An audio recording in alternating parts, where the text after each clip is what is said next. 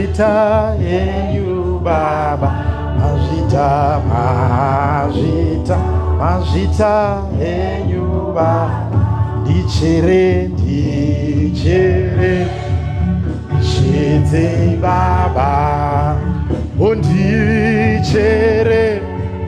chedzei Baba, undichere,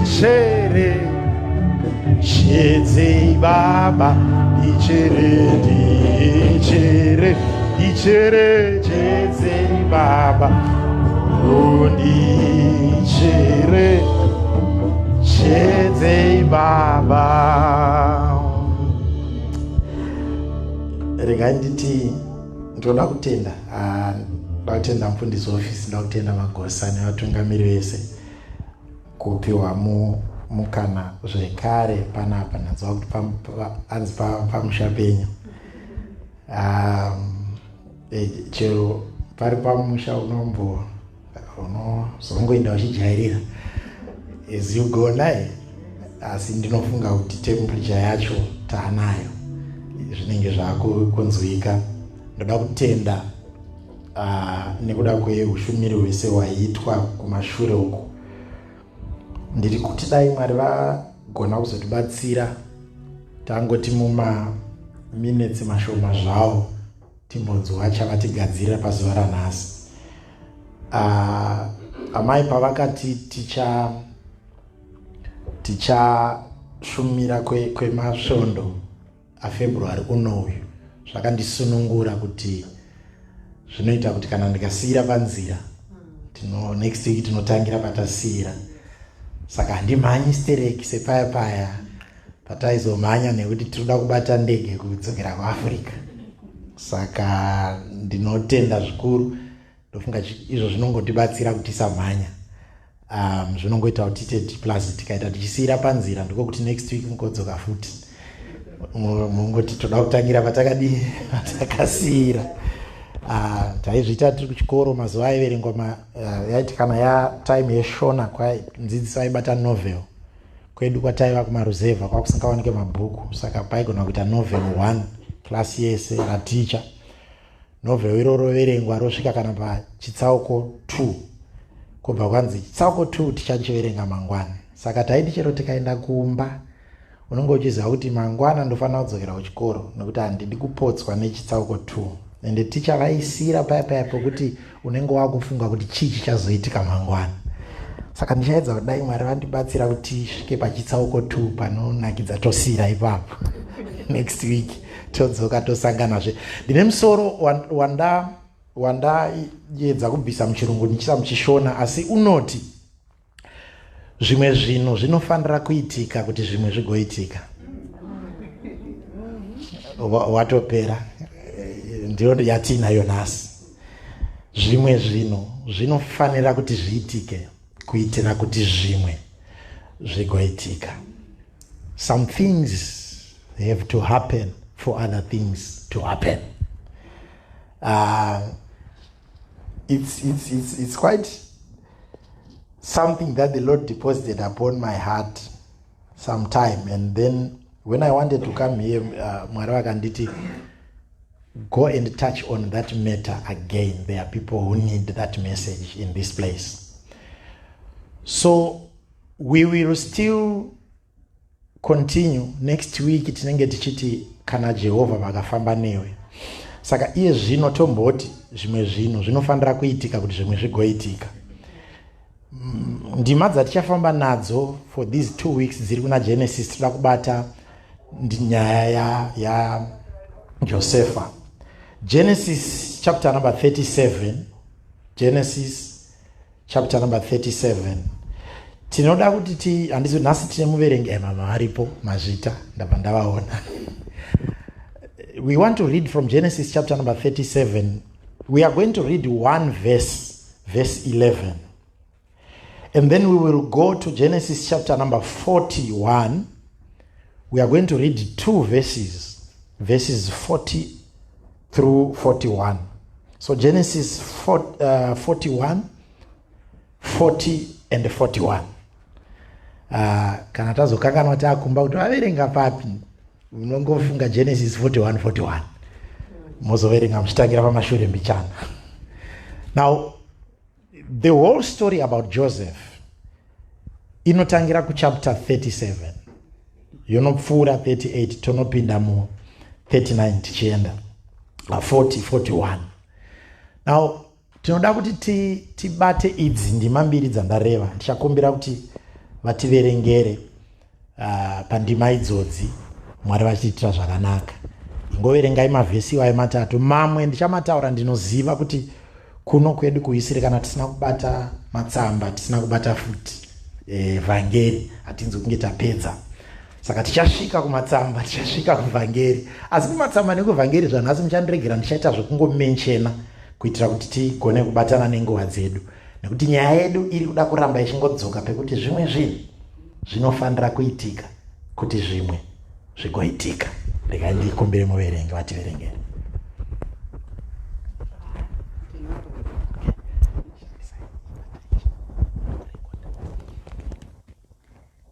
PaGenesis 37 verse 11 panoti, vakoma vake vakamugodora, asi baba vake vakachengeta shoko iro. Vakoma vake vakamugodora, asi baba vaka. Ndichangokumbira kuti dzokai pa10 mbichana kuti zvigonyanya kumeka sense. Vakoma vake izvozvo, baba vake vakamutuka vakati kwaari, kurota kwako uku kwawarota, kurota kunyi? Ini namai vako navakoma vako tichauya tikakotama pasi pamberi pako kani? Chiendai ku41 toita 40 na 41. Musoro shoko uripo unoti Josefa unodudzira kurota kwaFarao pa40. Ndiwe uchava mubati weimba yangu. Vanhu vangu vose vacharayirwa neshoko rako. Asi pachigaro changu choushe ndipo pandichava mukuru kwauri. Zvino Farao akati kuna Josefa, tarira ndakuita mubati panyika yeIjipiti yose. Ndakuita mubati panyika yeIjipiti yose. Tikotamisoso edu tinamate baba mazvita nekuda kwezwi renyu masikati ano. Dudzirai sezvamunoda kune vamunoda muzita raJesu. Amen. Tatichizviya tingoyochidza munhu ari panext pako. Tati zvimwe zvinhu zvinofanira kudii kuti zvimwe zvigo udzawo Mwari the other side kuti zvimwe zvinhu zvinofanira kuitika kuti zvimwe zvigoitika, nekuti zvinoitika zvacho kana zvimwe zvisati zvaitika izvi zvinogona kutadza kuitika. Shona yacho iri kundinakidza. Kana izvi zvisati zvaitika izvi zvinogona kukundikana kuitika nokuti izvi hazvisati zvaitika. Nhau iri panapa haisi nhau isingazikanwe nevanhu. Ndofunga vazhinji vari pano, nyaya yaJosefa naFarao nekugara kwake pachigaro nenyaya yekuvengwa nemadzikoma inyaya yatinoziva vakawanda. Chinoita kuti vazhinji vazive izvozvo, regai ndidudzire ndichiti zvinhu zvine chekuita nevanotivenga, nevanotiroya, nevanotikanganisa tinozvida maningi. Zvinogara matiri kunyanya kudarika zvinhu zvezvakanaka. Let me put it in another way. Zvinhu zvine chekuita nevanotivhiringa. Kana panapa ndikasumuka umwe musi ndichingoparidza zvevakativenga chete, musi iwoyo maameni ndinopiwa akawanda, handishandise angu. Andauya nawo sezvandikuita nhasi ndinenge ndikushandisa andauya nawo maameni. Musi watinotaura zvinenge zvinoendeka anoita mashoma, asi tikangonobata kuti muroyi wako ari kukuroya ari kwagutu, munhu anonzwa kuti yes, ndaparidzwa nhasi vhangeri. Saka Josefa nyaya yake muchizoona kuti maKristu mazhinji dzana Josefa dzekuvengwa vanodziziya. Dzana hana aiwa haina munhu anoda kududzira kana anotoziva nechapter yacho. Halo, tikange totaurawo dzana Pauro waenda kuvaGaratia akanoparidza vhangeri rakanaka idzodzo, munhu anotsvaga kuti zviya iri muNew here kana muOld Testament. Halo, aiwa vhesi dzekuti Jehovha vakaramba vainewe uchasimuka, yatichaparidza next, vakaramba vainewe idzodzo dzinogona kushayikwa. Asi vhesi dzekuti usarega muroi ari mupenyu, munhu anotoziva kana nechapta yacho. Takangosikwa takadaro. Saka iyi nhau iyi handina kunotora kune dzatisingade, ndatora kune dzatinoda, kuita kuti zvigokurumbidza kubatika. Saka panapa manje apa paita chirevo chabva kwanzi kuchapter 37. Zvino akati apedza kutaura hope dzake kuna baba nemadzikoma, baba ndo vakatanga kuti stupid yomunhu mupanawo, unofunga kuti iwe, hanzi unopenga, unofunga kuti iwe, inini naamai vako nemadzikoma tingapfugamira iwewe.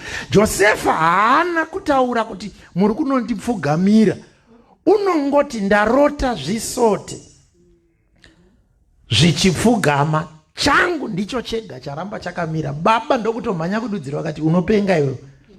Nyamba zvinoitika paupenyu ndezvekuti kana hope ikauya, Mwari vakakupa chiroto, ndosaka mazano taa kuti ukaona wachipiwa chitaure waamachiri. Ndavanhu vanongorione kamwe katsika kokuti kana akakurumbidza kuchinzwa anototora chako sechake.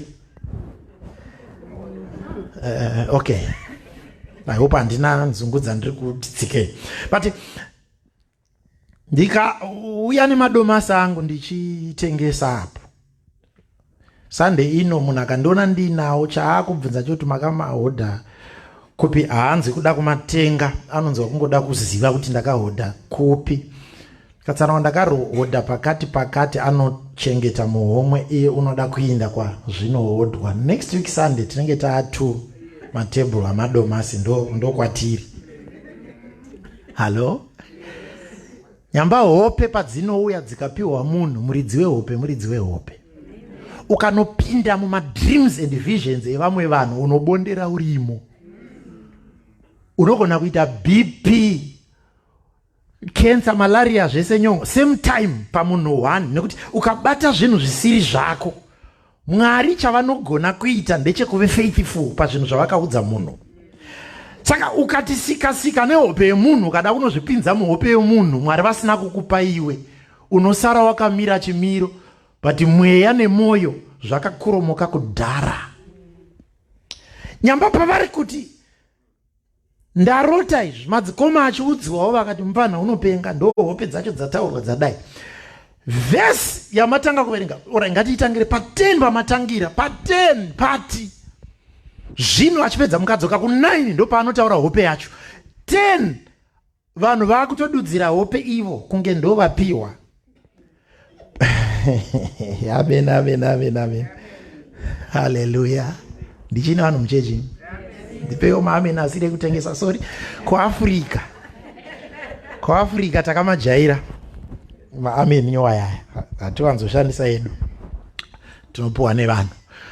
Now Mwari ndobva vaisa chinhu pana Josefa, ndobva mama tapfuura machapta esa 37 ndobva apfuura, 38 ndobva apfuura, 40 ndobva apfuura, tamu 41 ndokutanga vhesi 1 ndobva yapfuura, 2 ikapfuura kusvika tasvika kuvhesi 13, vhesi 40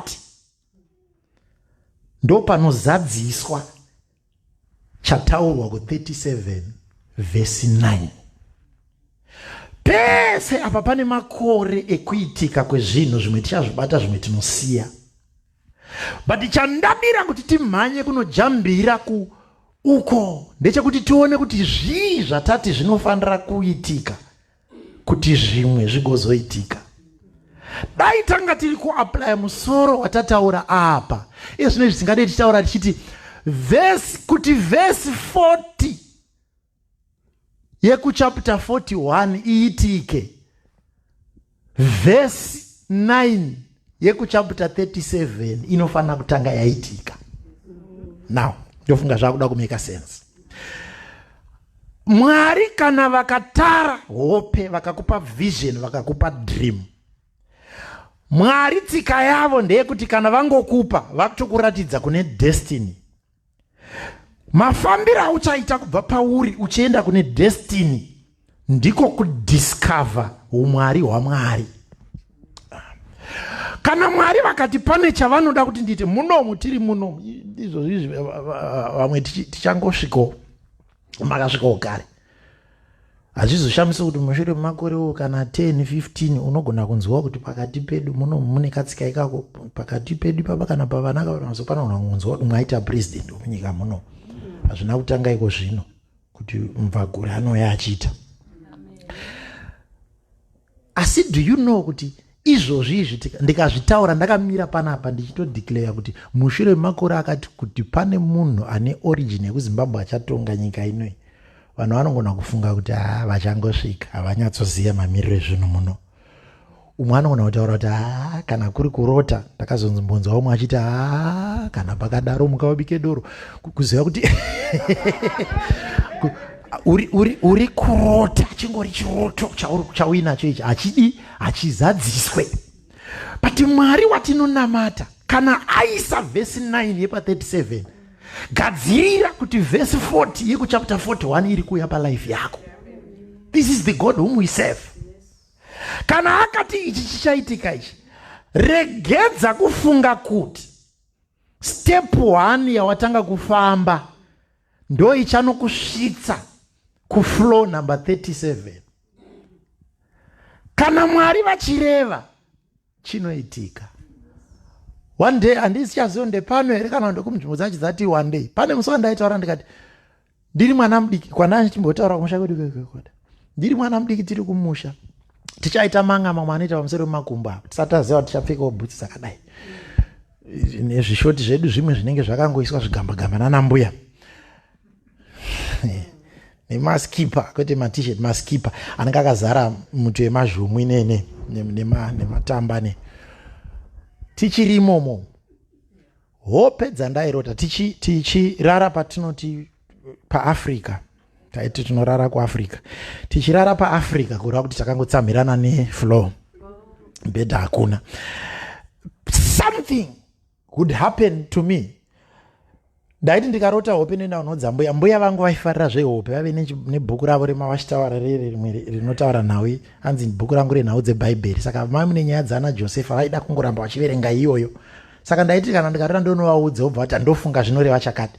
Ndofunga zvinoreva chakati. There is a time and a season. I think kubva ndine makore kudaka angangokwana 4 kana 5 kutosvika ndapedza primary school. Ndichingoti each time ndikaenda kunorara pakaitika chimwe chinhu zvinoitika kuhope zvokuti kuda kudzingirirwa nezvinhu kana uri kudaita sei, I would just fold my legs backward kuhope and then I begin to fly. Ndoenda kuna mbuya, mbuya hope dziya dzadzokazve, ndiri kungorota ndichingobhururuka. Ndiri kungorota ndobva mbuya vati unoona ndege dziya dzamunenge muchiti ndege mudenga uchinongedza uchakwira idzodzo. Ndikati mbuya ini bhazi chairo rinobva pano kuenda kukwekwa handitozivi kuti rinofamba nekupi.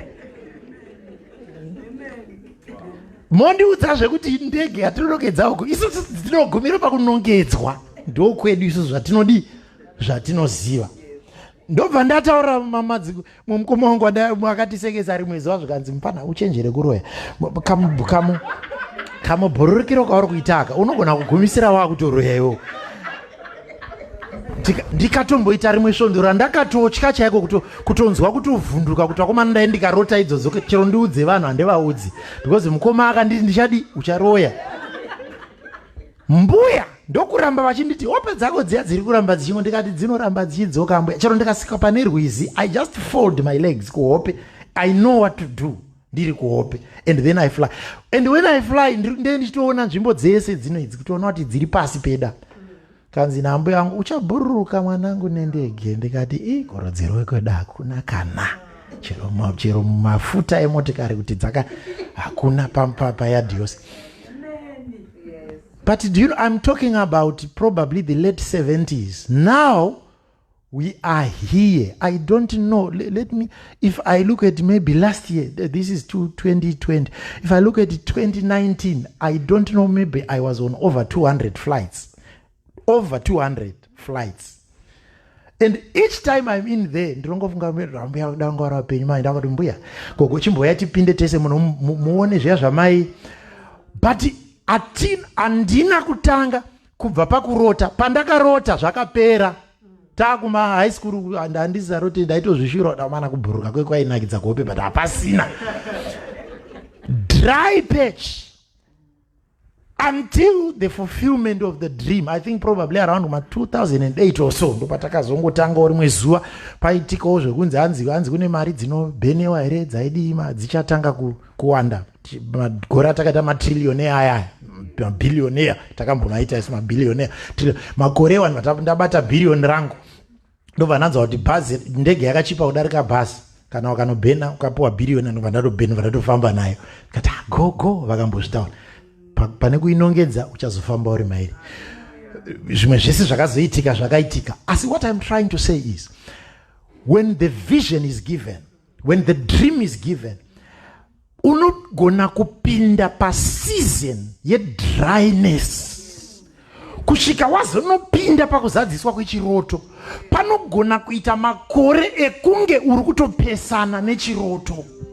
Josefa achiona hope madzikoma achimududzira nepadudziro kwavo baba vachidudzira vachimudza kupenga kwake. Time yaanonopinda mugomba raari kukandwana naRubheni, pfungwa dzake ndedzekuti chiroto ichi chatondiparira instead yekuti chindisimudzire. There are a lot of people who have received visions and dreams from above. Ipo pano patiri pana. But nhamo yedu ndeyekufunga kuti tikarota nhasi mangwana totodya. That is where our problem is. Ukarota nhasi Mwari vanoti zvimwe zvinhu zvinofanira kutanga zvaitika kuitira kuti zvimwe zvigozoitika. Handise kana pana rurinzwa mushe. Josefa haugone kuita prime minister kuEgypt iwe uchiri kwaIsraeri nababa vako nemadzikoma ako. Faro hazive kuti anonzi Josefa ndiani.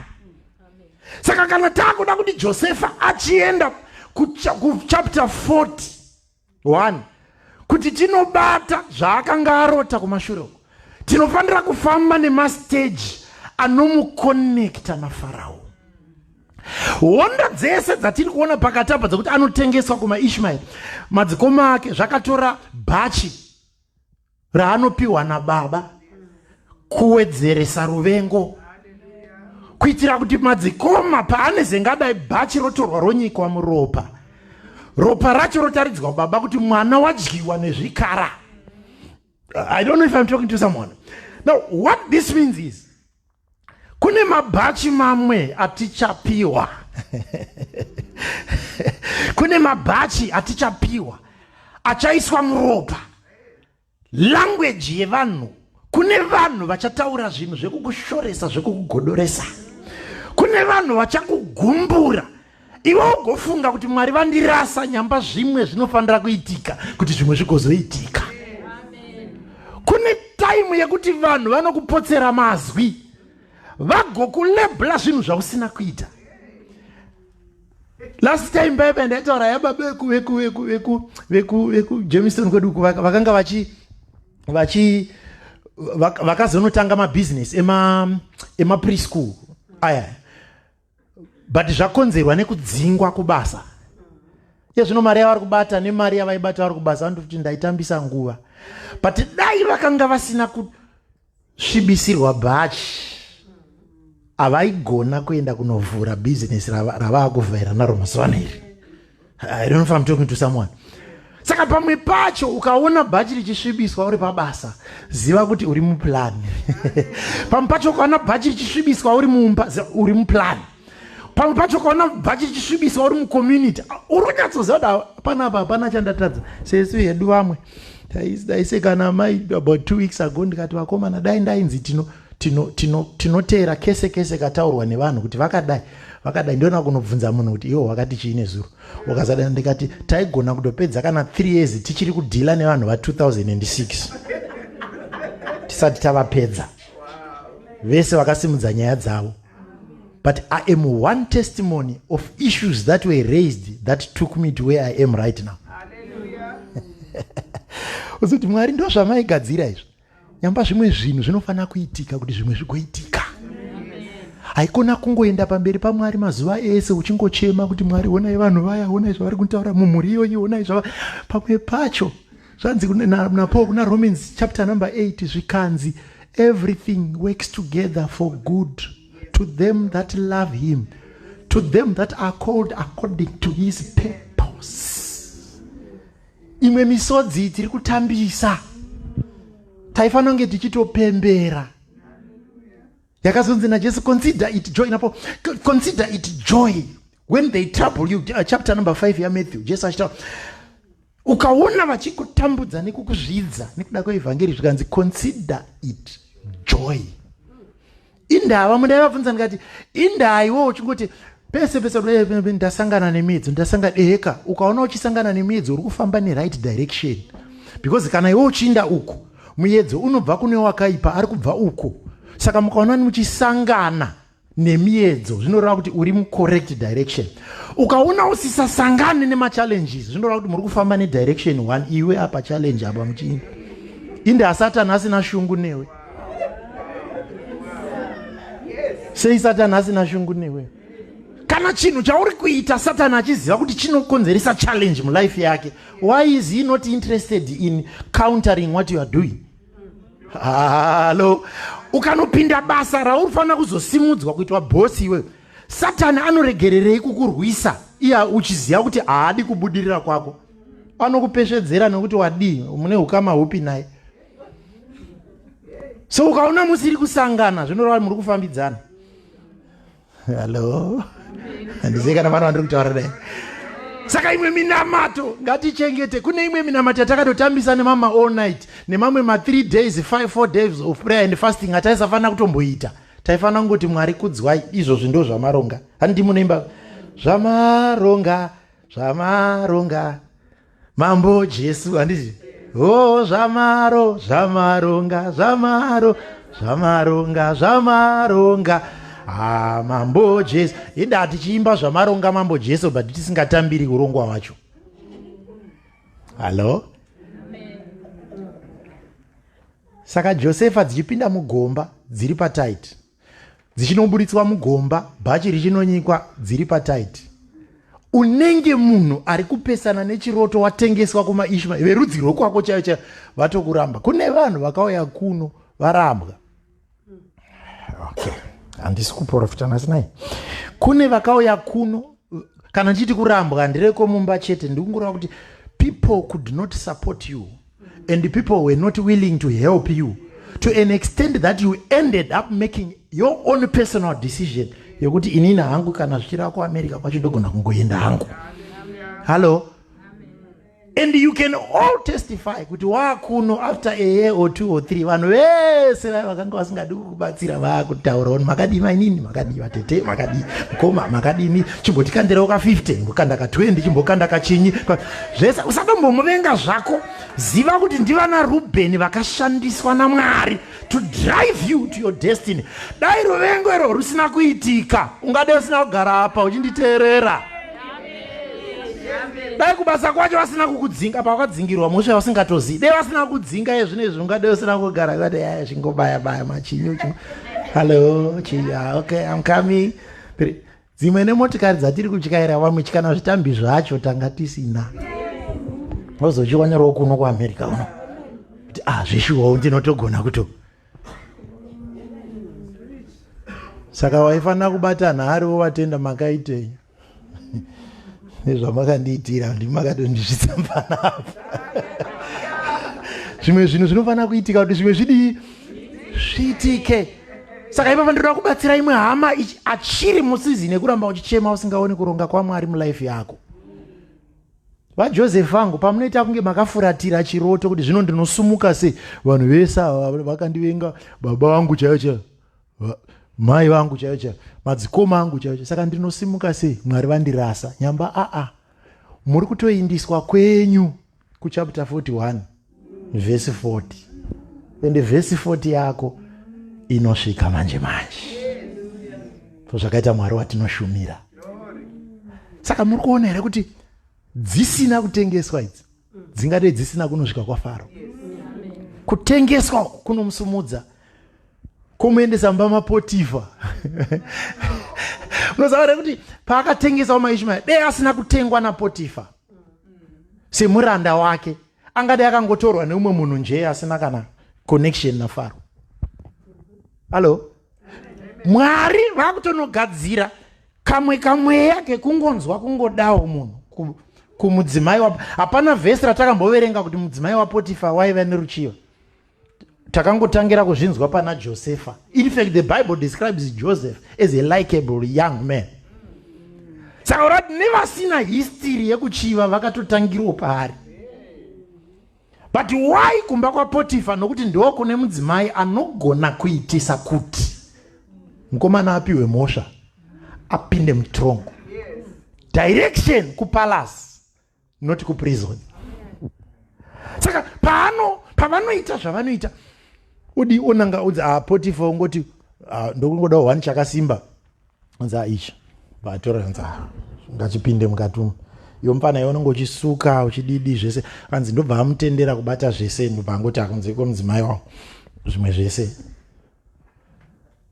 izvozvo zvaarambidzwa izvozvo ndo zvakutouya neopposite direction. You will understand very soon why. Achipedza achibva atengeswa, achitengeswa ndobva anonzi mujere. Time yaari kunopinda mujere, the king's prison, kanza haapindi kune mamwe ese unopinda ramambo. King's prison iri kunomuconnecta nevanhu vanofanira kumulinka kuna Faro. Urikuona kuti dai akarota hope dzake idzi ari kumba kwaPotifa hakuna aiziya. Kana kuziva kuti une chipo chekurota hakuna waizviziva. Mwari vakati kuti zviitike ngaambotanga anopinda uku.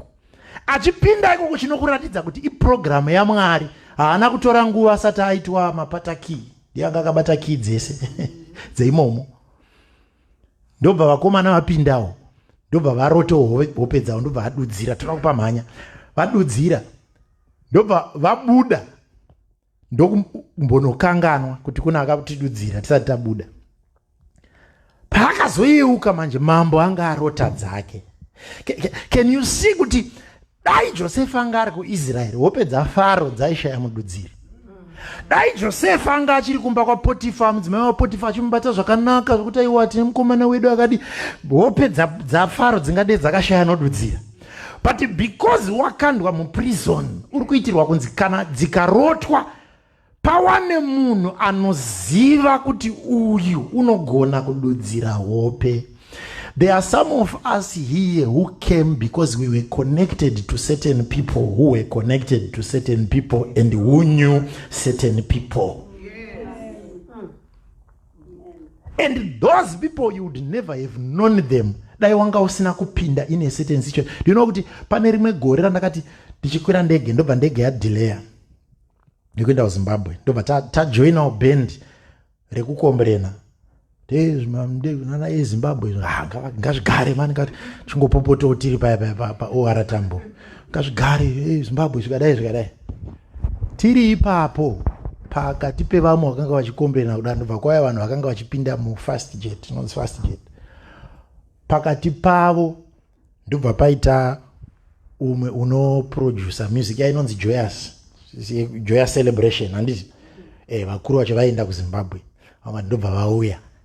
Vasvika ivo vari kuenda uku. Isusu tasiiwa kavana.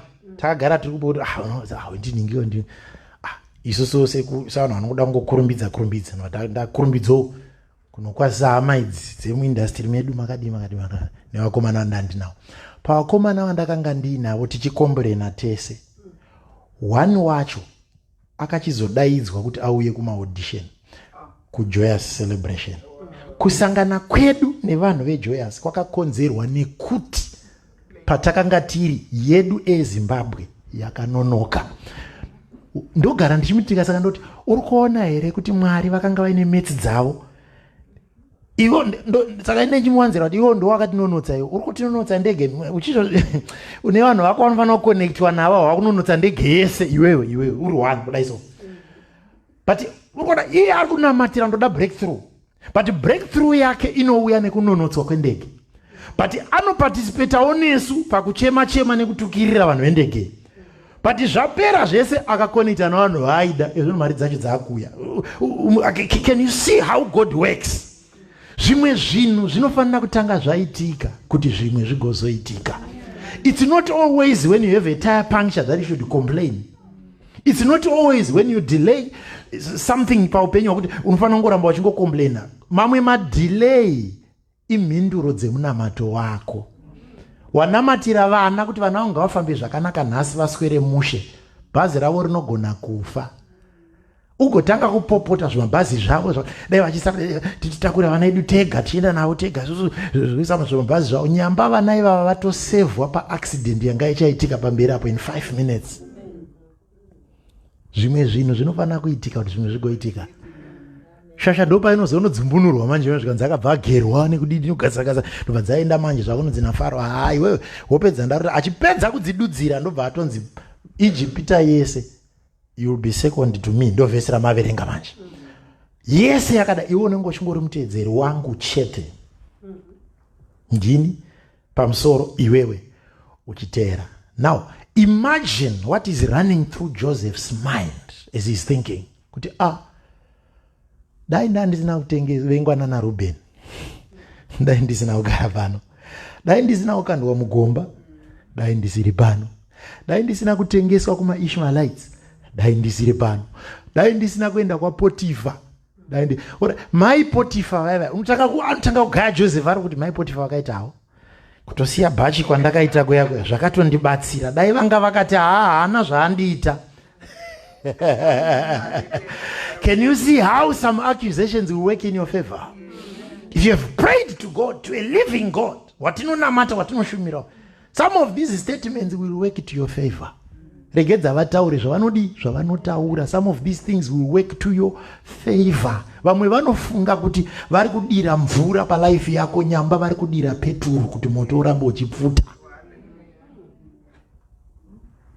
Zvimwe zvinhu zvinofana kutanga zvaitika kuti zvimwe zvigozoitika.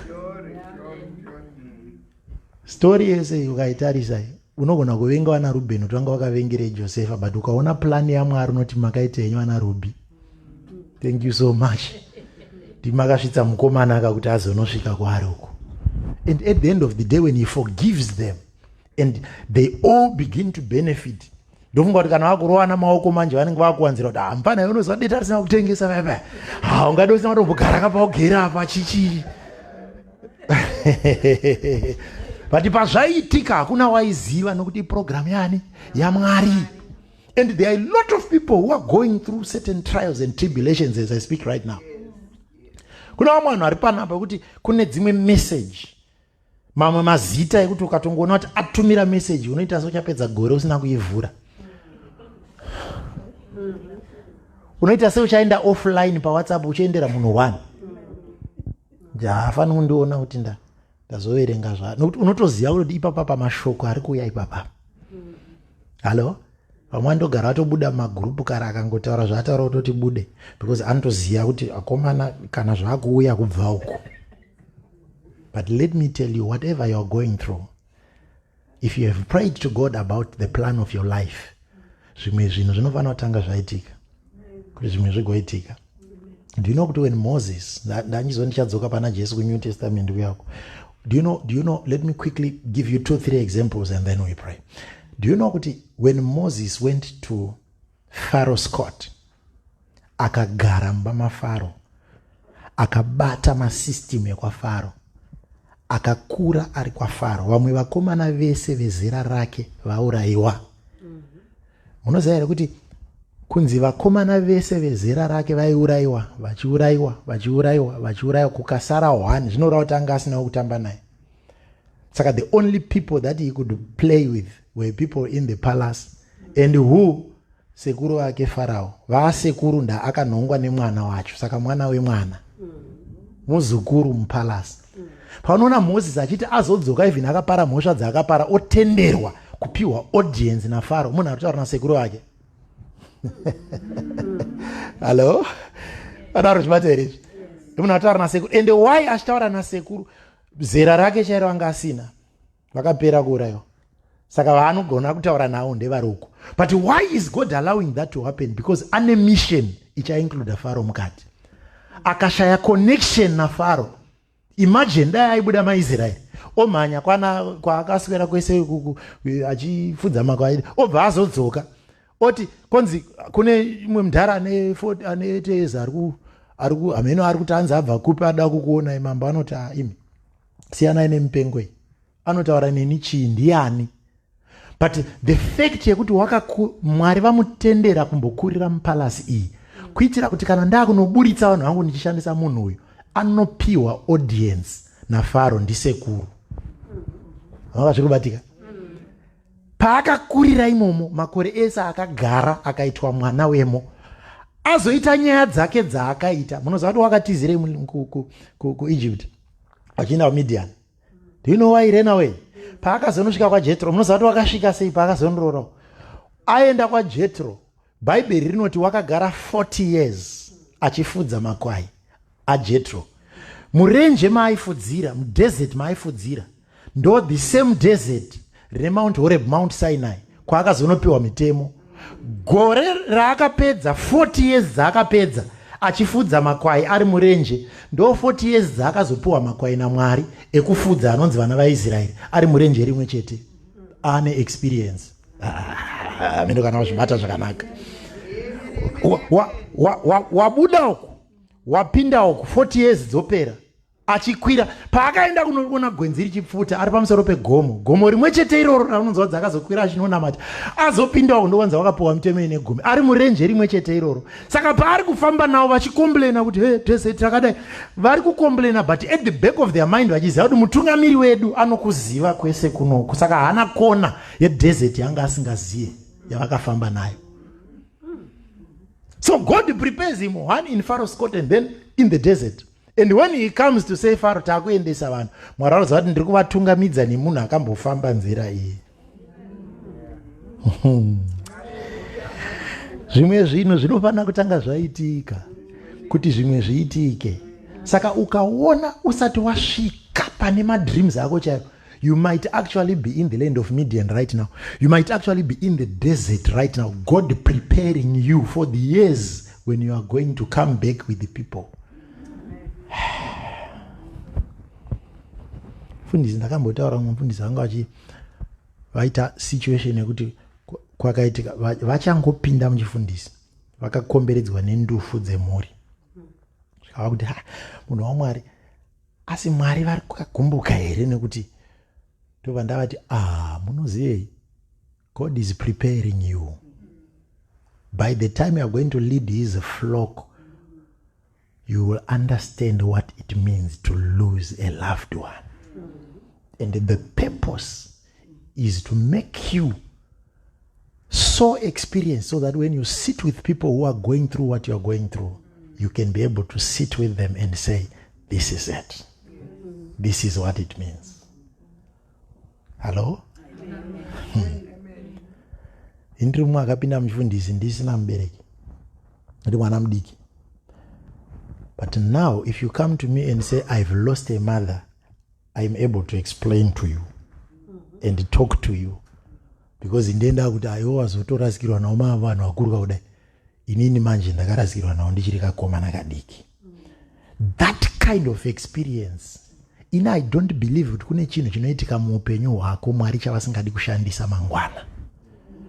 I don't believe kuti kune chinhu experience yaunosangana nayo Mwari vasingadi kuzoishandisa mangwana.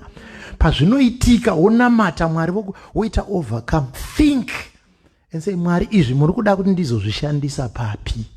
Because zvimwe zvinhu kuti zviitike zvimwe zvinofanira kutanga zvaitika. Jesu vachida kuti vanhu vaparidze, tauya kuNew Testament manje kumavhangeri, Jesu vachida kuti vanhukadzi vaparidze, vachida kudzidza, because vakatoziva kuti musituation dzatiridzi vanhu vanorambidzwa vaparidza madzimai zvamamuchita makabata. Jesu akatoziva kuti chechi yatiri kuenda iyo inogona kutadzisa vanhu ava kuparidza. Ndobva panopinda drama situation yokunge vachisangana nomukadzi patsime akanga ari muSamaria, iyo vachinzi muJudha. Nyaya yake tichaibatawo rimwe zuva yemukadzi uyu apaso patiri nhasi. But pandinoda ndepekuti Jesu vapedza aona Jesu ari muSamaria, ndobva achimhanyiswa kuenda kunoparidza kurudzi rwekwake. Zvikanzi uyai muone wandiudza zvangu zvese. Ezvinezvi ndo yatinongomira naye tikaona ana mai vabata mavhesi vanokadzi havabvumidza kuti aiwa Jesu chaiye wakaparidzisa mukadzi. Akanoudza vanhu vakaungana, crusade ikatanga. Jesu vakatanga kudzidzisa vanhu vakanokokwa nemunhukadzi. Vapedza izvozvo ndokufa. vafa havana kuzonotanga kuti ndine 12 machinda varume vangu vandakaita vana Peter vana vachingonomuka kudai. Munhu wavakatanga kuti anoparidza wakatuma kunoparidza ndiMaria Magadharina akanga ari chipfeve.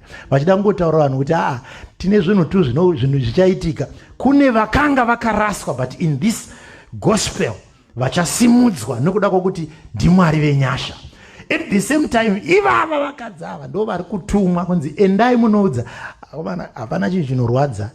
Maofisi taswera tese tichidai zvatiri kuita nana baba tichidi mozonzi mune chimwe chinhu chakuitika chakanaka uzonzi vanzi havakanoudza vanhu vekuwachitawara uko kuti endai munoudza vanhu veuko visiri kuti totanga kubvunza mubvunzo wekuti weisima shore. Think about Peter. Why does Peter have to run? And John, why do they have to run kumhanya kuenda kunotarisa ubwiro ndezveshuwa? Because they don't believe kuti raparidzwa nemukadzi ndereshuwa. Dai anga ari munhurume havaimbomhanya. Vaingoti okay Peter awaita ende Jesu aita zvakanaka. But vanotaurira mukadzi akanga ari chifeve futi onzi chinda unoona kuti chinda unoudza vana Peter kuti ngatisanganei Galirea. Imagine. But what is he trying to do? Zvimwe zvinhu zvinofana kutanga zvaitika kuti zvimwe zvigozoitika. Maakudzibatawo microphone vhangeri richiparidzwa vanhu vachitendeuka vachigamuchira Jesu nekuti Jesu ane chaakatanga aitisa. Do you think Paul would have gone to every corner preaching the gospel? Do you know kuti hakuna munhu akariparidza saPaul pavadzidzi vese, even anga asiri pa12 disciples? But do you think Paul would have done that if God had not prepared him? Makore aifamba Paul aiuraya vanhu nekunyora matsamba madecree ainyorera kuti vanhu endai muno, uyo ari kuparidza Jesu ngaasungwe, uyo ari kuparidza Jesu ngaaurawe, uyo ari kuparidza. Ranga riri basa rake. So what did he do? He would go to every place, every synagogue, achitsvaga kuti ndivanani vari kuparidza zvaJesu. Every synagogue and every place. Apa achiri muuraya nditi Mwari vaona kuti GPS yake right yekuziva mepu nekuti tinoenda kupi nekupi. Mwari ndobva vachimurova manje vakati right, time yakwana kuti uchita sei uchiparidza waane maps dzatakuita dzakatangana naPaul kuti waane maps yako iri right. Saka paakatendeuka Mwari ndokuchimupa task kuti chienda ikoko manje uchinoparidzira vanhu. Hakuna munhu aiziva nzvimbo saPaul. Ndosavanza tsamba yaPaul kuvaGalatia, tsamba yaPaul kuvaEfeso, tsamba. Saka munoona kuti dai Mwari vasina kutanga kumuprepare, because dai akaenda achingo ndiri kuparidza vhangeri chete avaimuvhurira madhoo. But kuti ndiri kusunga vanoparidza vhangeri, wanzi uya ndiri kusunga vanoparidza uya. Paari kutambirwa kudaro akugadzira marelationships nemalinks. Paaizodzoka vanomuti pinda futi wauya kuzouraya vamota zvino ndauya nerakanaka. Iye wataisungira vanhu uyu ariko mupenyu, tendeukai mugamuchire ushe hwekudenga. Naizvozvo madhoo akavhurika. Saka zvakatangira ikoko. Vamwe vaparidzi vedu mhai, iyi statement isingadiwi navanhu vakawanda, but vamwe vaparidzi vedu izvozvo izvi kutaura kuno vatori kubhawa. Vamwe vafundisi vedu halo hariko izvozvo izvi, vamwe mavasiya kumba vafundisi vedu. Mwari achivaprepare. God is preparing them. At the right time. Kuchechi kweduko South Africa, I know of about 4, 5, 6 pastors vakatendeuka vachibva kubhawa about 10 years ago. Same time vakaparidzirwa vhangeri, vakabata vhangeri. In 3 years time vanga vatanga chikoro cheufudzi, and in 5 years time they were preaching the gospel up to now. Kanza iye zvino chitarisawo nevanhu vavari kutora manje vatisingagone isusu tisina kumbogara takaubata, ndo vanonounza ivo manje because mashamwari. Saka uno kuti God prepared this person, akambomuregedza achiita izvo kuitira kuti agadzire ukama nevanhu Mwari vavari kuda kuti vauye kuzogamuchira. Varuthi vangu, amaigona kupinda mulineage yekuzvarwa kwaJesu, dai vamwene venyu Naomi vasina kutora vanakomana vavo vakatevera murume wavo Elimeleki vakaenda kwaMoabhi kwakanofira vana vavo, ndokudzoka vava vakadzi vatatu chete, varume vese vapera kuMoabhi, kuzosvika aonekwe naBhoazi, kuzosvika aroorwe naBhoazi, kuzosvika pazvarwe Obhedhi, kuzosvika Obhedhi azvare Jese, kuzosvika Jese azvare Dhavhidhi, kusvika Jesu akunzi shumba yerudzi rwaDhavhidhi, nyamba mwana azvarwa pamudzimai akamborambwa.